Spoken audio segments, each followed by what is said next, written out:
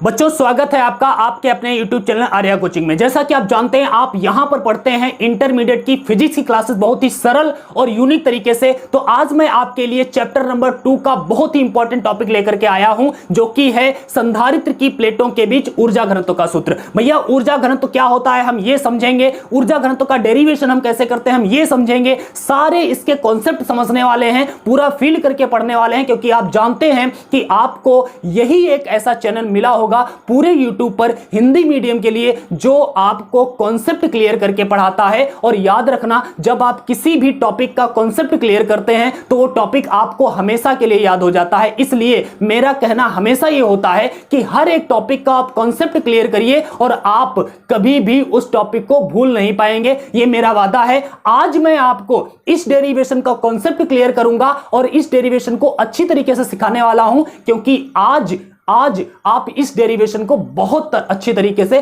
समझ पाओगे। क्यों? क्योंकि हम आपका कॉन्सेप्ट क्लियर करने वाले हैं। इसलिए भैया, अभी तक इस चैनल को सब्सक्राइब नहीं किया है तो अभी कर लीजिए, बेल आइकन को प्रेस नहीं किया है तो अभी कर दीजिए, और हां, कमेंट करके जरूर जाइएगा। अगर आप इस वीडियो से इस डेरिवेशन को सीख जाते हैं, आप अपने आप करने लगते हैं, तो डेफिनेटली एक कमेंट करके जाना है और कमेंट में कुछ ना कुछ जरूर लिखना है। अगर आपको समझ में आया है तो बोल देना सर समझ में आ गया, नहीं आया तो बोल देना सर समझ में नहीं आया, दोबारा समझाओ। मैं एक वीडियो फिर लाऊंगा और फिर अच्छी तरीके से समझाने की कोशिश करूंगा, लेकिन आपको कमेंट करना पड़ेगा। और भैया, जब आप कमेंट करेंगे तो डेफिनेटली मैं उस कमेंट को पढ़ूंगा और उसकी प्रतिक्रिया मैं जरूर आपको दूंगा। इसलिए मैं कहता हूं, कमेंट जरूर करके जाया करो। वीडियो अगर पसंद आता है तो लाइक जरूर कर दिया करो, अपने दोस्तों के साथ शेयर जरूर कर दिया करो। चलो, आज की क्लास को हम शुरू करेंगे और आज की क्लास में हम देखने वाले हैं बहुत इंपॉर्टेंट डेरिवेशन, जो कि है संधारित्र की प्लेटों के बीच ऊर्जा घनत्व का सूत्र। सबसे पहले जानने की जरूरत है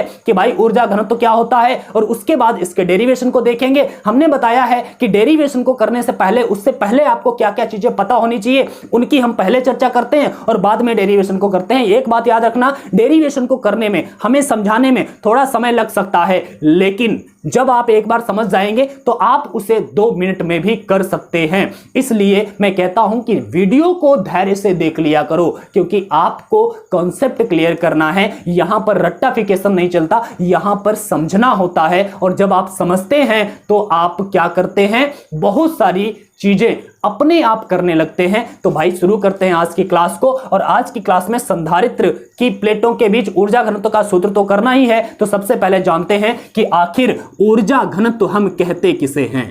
ऊर्जा घनत्व के बारे में अगर हम आपसे कहें कि भैया ऊर्जा घनत्व क्या होता है, तो आप क्या बोलोगे? तो मैं आपको समझाता हूं, प्यार से बिल्कुल डेफिनेशन को क्लियर करूंगा, लेकिन आप ध्यान से देखना, आप समझ जाओगे कि ऊर्जा घनत्व क्या है। ठीक है, ध्यान से देखना और कॉन्सेप्ट क्लियर करना। मान लिया एक संधारित्र है जिसकी प्लेटें हैं 2 और एक पर है धन आवेश, एक पर है ऋण आवेश। संधारित्र की प्लेटों पर 2 आवेश, 2 प्लेटें होती हैं, हमें पता ही है कि एक पर प्लस आवेश होता है, एक पर माइनस आवेश होता है, और इनके बीच में जो गैप होता है, उस गैप में कुछ आयतन निश्चित होता है। कहने का मतलब है, एक ये प्लेट है, एक ये प्लेट है, इन प्लेटों के बीच में कुछ ना कुछ तो आयतन है ना, जो खाली स्थान है, उस खाली स्थान का कुछ ना कुछ आयतन होता है।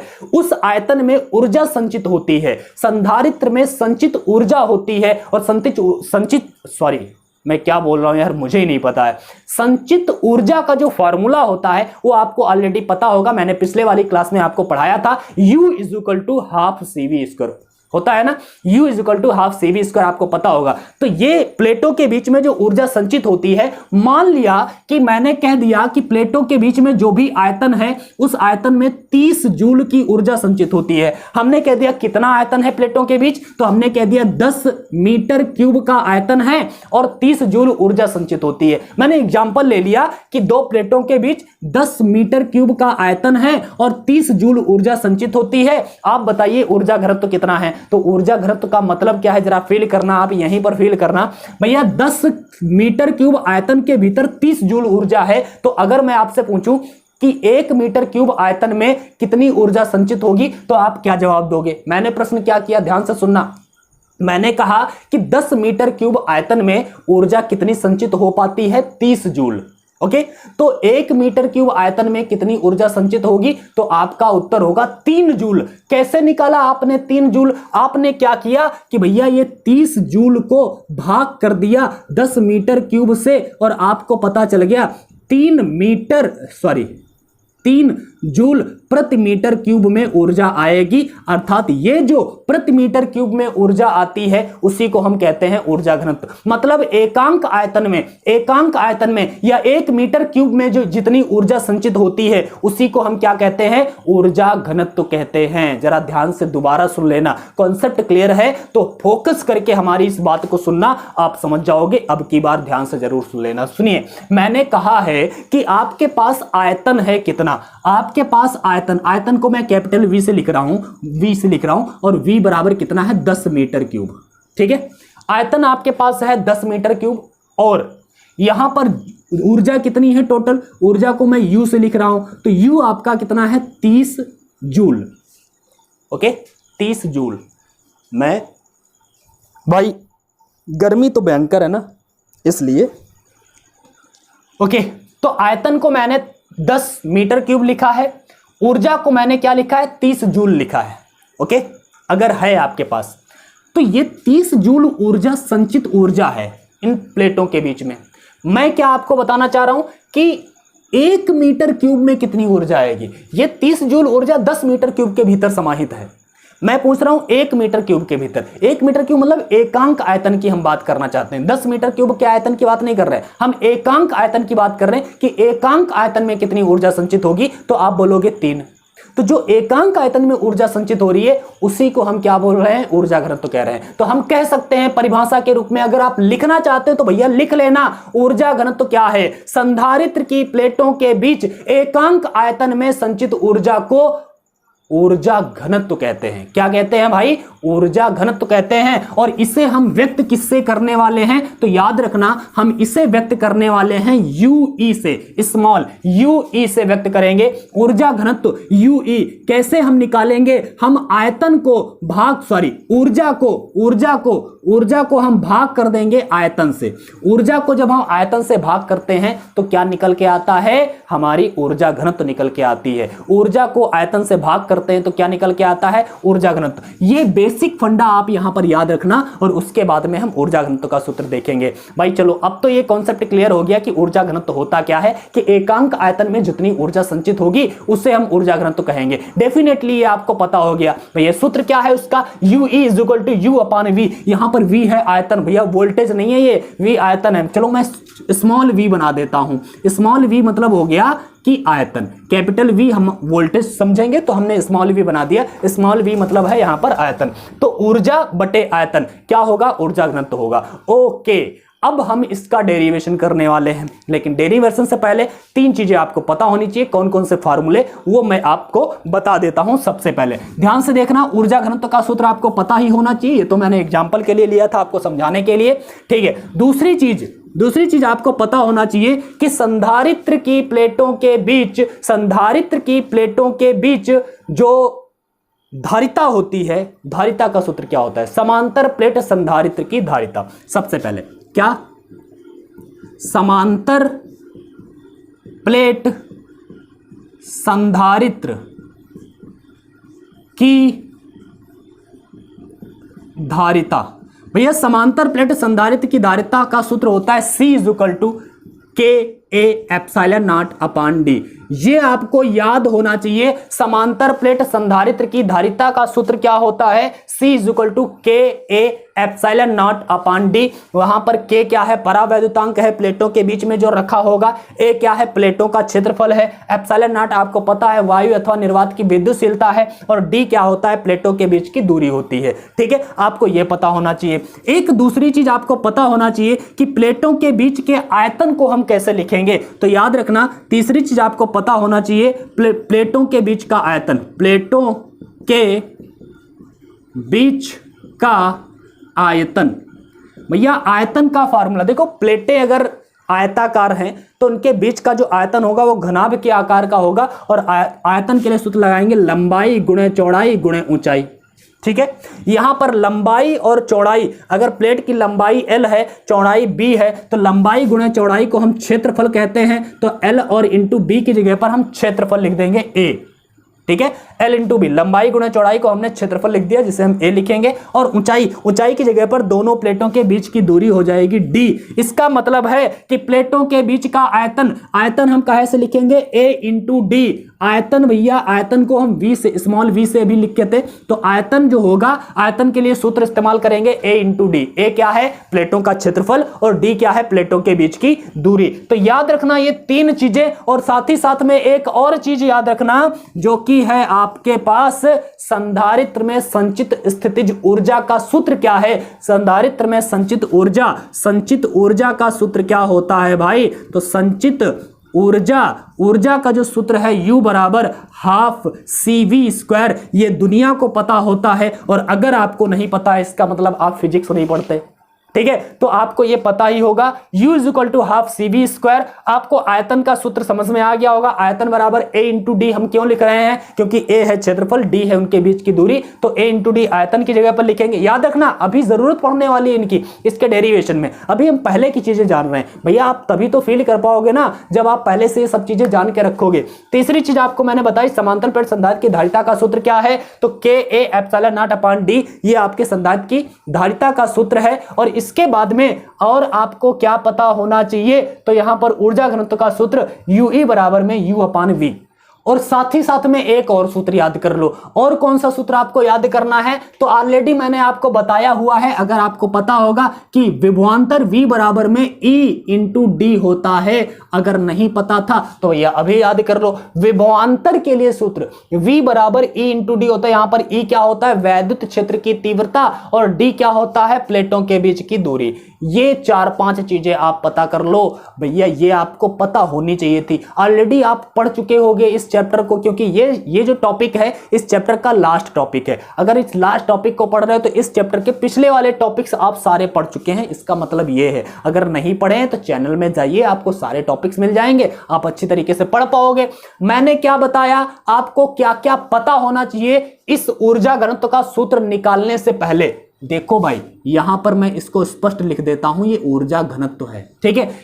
इसका सूत्र निकालने से पहले आपको क्या क्या पता होना चाहिए? पहली चीज, आपको ऊर्जा घनत्व की परिभाषा पता होना चाहिए। परिभाषा पता हो या ना हो, लेकिन समझ गए हो कि एकांक आयतन में संचित ऊर्जा को क्या कहते हैं? ऊर्जा घनत्व कहते हैं। और बेसिक सूत्र UE बराबर में U अपॉन V है। यहां पर U है संचित ऊर्जा और V है उसका आयतन, प्लेटों के बीच का आयतन, ठीक है। दूसरी चीज, समांतर प्लेट संधारित्र की धारिता का सूत्र क्या होता है? C is equal to KA epsilon not upon D। ये आपको पता होना चाहिए। अगली चीज, प्लेटों के बीच का आयतन आपको पता होना चाहिए। लंबाई गुणे चौड़ाई गुणे ऊंचाई मैंने लिखा था, लेकिन लंबाई गुणे चौड़ाई की जगह पर क्षेत्रफल कर दिया, इंटू में D कर दिया। प्लेटों के बीच की दूरी वही उसकी ऊंचाई हम मानेंगे। तो क्षेत्र आयतन के लिए हम सूत्र लगाएंगे A इंटू डी, ये पता होना चाहिए। साथ ही साथ में संचित ऊर्जा का सूत्र क्या होता है? U बराबर हाफ CV²। तो ये आपको पता होना चाहिए। और साथ ही साथ में विभवांतर V बराबर में E इंटू डी होता है, जहां E वैद्युत क्षेत्र की तीव्रता और D जो है प्लेटों के बीच की दूरी है। अगर ये सारी बातें आपको पता हैं तो अब आप ध्यान से समझ पाओगे इस डेरिवेशन को। चलो करते हैं आज का डेरिवेशन। अगर ये आपको नहीं पता था भैया, अभी स्क्रीनशॉट ले लो, हम आपसे अभी ये सब सारी चीजें पूछने वाले हैं, तो आपको ये ध्यान में रखना है भैया। अब जरा शुरू करते हैं, अपनी कहानी को शुरू करते हैं। सबसे पहले ध्यान से देखना, अगर आप ऊर्जा घनत्व निकालना चाहते हैं, मतलब UE निकालना चाहते हैं, तो सबसे पहले U निकालना होगा। और U क्या है? U है संधारित्र की प्लेटों के बीच संचित ऊर्जा। संचित ऊर्जा का सूत्र अभी मैंने लिखा था, U is equal to half CV²। तो सबसे पहले U निकाल लीजिए आप। U निकालने के बाद फिर V निकालेंगे और फिर दोनों को भाग कर देंगे, निकल आएगा हमारा ऊर्जा घनत्व का सूत्र। तो सबसे पहले हम U निकालेंगे। अब जरा ध्यान से देखेंगे, अगर तो U निकालने जब जाएंगे, देखिए अगर आप निकालना चाहते हैं ऊर्जा घनत्व UE को, तो UE निकालना चाहते हैं तो आपको सबसे पहले निकालना होगा U। क्या निकालना होगा? U। और अगर U निकालना चाहते हैं तो आपको पता है U का सूत्र होता है हाफ CV²। तो सबसे पहले आपको पता होना चाहिए C और V, ये दोनों चीजें का सूत्र पता होना चाहिए। अगर इन दोनों चीजों का सूत्र पता है C और V का, तो आप C और V का सूत्र यहां पर रख देंगे, U निकाल लेंगे। जब U निकल आएगा तो हम UE निकालेंगे, ठीक ठीक है, तो इतनी चीजें आपको पता होना चाहिए और मैंने सारे सूत्र बता दिए हैं। तो शुरुआत हम किससे करेंगे? सबसे पहले सी का सूत्र लिखेंगे कि संधारित्र की प्लेटों के बीच ऊर्जा घनत्व का सूत्र निकालने के लिए सबसे पहले संधारित्र की प्लेटों के बीच क्या निकालना होगा? आपको स्थितिज ऊर्जा क्या होगी, सॉरी धारिता कितनी होगी, ये आपको लिखते हैं। ठीक है, तो यहां पर लिखेंगे संधारित्र, अरे यार, संधारित्र की धारिता। यार संधारित्र की धारिता का सूत्र क्या है? तो अभी हमने आपको बताया था, आपने याद कर लिया होगा क्या है। संधारित्र की धारिता C बराबर में Ka(ε0)/d। ये आपके पास में संधारित्र की धारिता का सूत्र है। ठीक है, इसके बाद में दूसरा चीज, संधारित्र की प्लेटों के बीच का विभवांतर का सूत्र क्या है? लिखेंगे यहां पर संधारित्र की प्लेटों के बीच विभवांतर। या विभवांतर के लिए अभी मैंने आपको सूत्र बताया था, V बराबर में E/d। ये आपको पहले से पता है। अब आप निकालें संधारित्र की प्लेटों के बीच संचित ऊर्जा। क्या निकालेंगे? संधारित्र की प्लेटों के बीच संचित ऊर्जा। संचित ऊर्जा मतलब U बराबर सूत्र क्या है? Half CV²।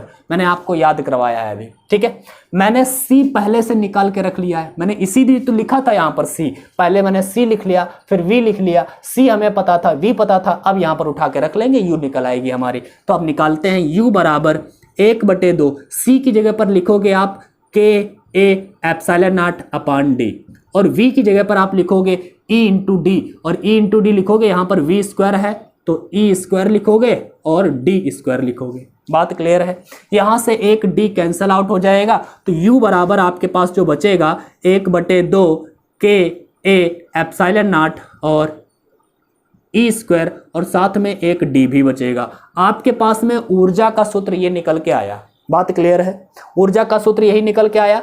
ओके, अब आप क्या करेंगे? ऊर्जा जब निकल आई है तो अब आप ऊर्जा घनत्व निकालेंगे। तो लिखेंगे कि संधारित्र की प्लेटों के बीच ऊर्जा घनत्व। क्या? संधारित्र, टेंशन ना लेना, अभी मैं दोबारा आपको समझा दूंगा, आप अच्छी तरीके से समझ जाएंगे। पहली बार हो सकता है कि आपको कंफ्यूजन हो रहा हो कुछ भी। संधारित्र की प्लेटों के बीच ऊर्जा घनत्व। ऊर्जा घनत्व का बेसिक सूत्र अभी हमने बताया था, U और बटे में V। V क्या है? यहां पर आयतन है। यहां पर मैं लिख देता हूं, ऊपर वाला सूत्र U क्या है? संचित ऊर्जा है। ठीक है, नीचे वाला V क्या है? आयतन है, प्लेटों के बीच का आयतन है। ओके, तो यहां पर मैं क्या करने वाला हूं, यहां पे आपको अभी शायद दिख ही रहा होगा। UE बराबर, U की जगह पर आप क्या लिखेंगे? U की जगह पर U का जो वैल्यू आपने निकाला है वो लिखिए। तो यहां पे मैं लिखता हूं UE बराबर, U का वैल्यू आपने क्या निकाला? 1/2 Ka(ε0) E² इंटू में D, यही निकाला है।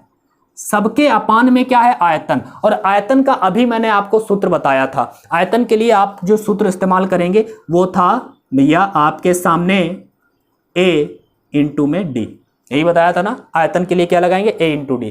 यहां पर देखेंगे आप A से A खत्म, D से D खत्म। आपके सामने जो ऊर्जा घनत्व का सूत्र बनेगा वो क्या बनेगा?